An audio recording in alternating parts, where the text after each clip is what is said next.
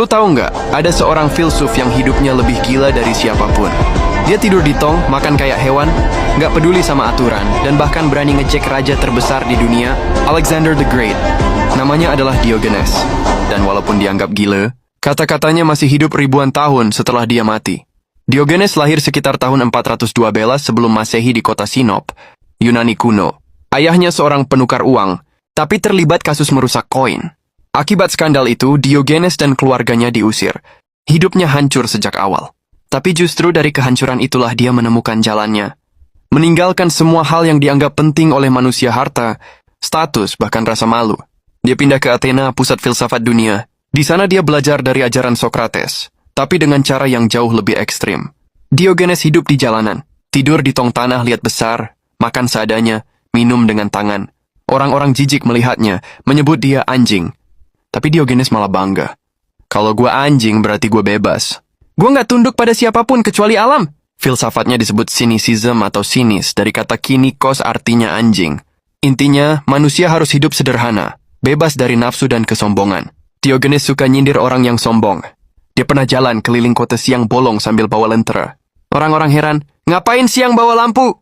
Jawabannya, gue lagi nyari manusia sejati, tapi susah banget nemu di sini. Lalu ada juga kisah legendaris tentang dia ngejek Plato. Plato mendefinisikan manusia sebagai hewan berkaki dua tanpa bulu. Besoknya Diogenes datang ke Akademi Plato bawa ayam botak bulu dicabut semua. Dia lempar ayam itu ke tengah ruangan lalu bilang, inilah manusia menurut Plato. Satu ruangan ketawa, dan sejak itu definisi Plato harus ditambah. Manusia adalah hewan berkaki dua tanpa bulu, dengan kuku datar. Kisah paling terkenal terjadi ketika Alexander the Great, penakluk dunia yang masih muda, datang ke Athena.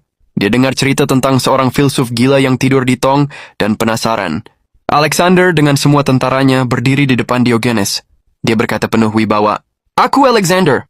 Apa yang bisa kulakukan untukmu?" Diogenes yang lagi berjemur cuman ngangkat kepala sebentar lalu jawab, "Minggir.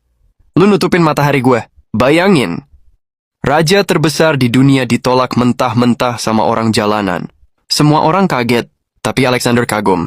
Dia bilang, kalau aku tidak terlahir sebagai Alexander, aku ingin jadi Diogenes.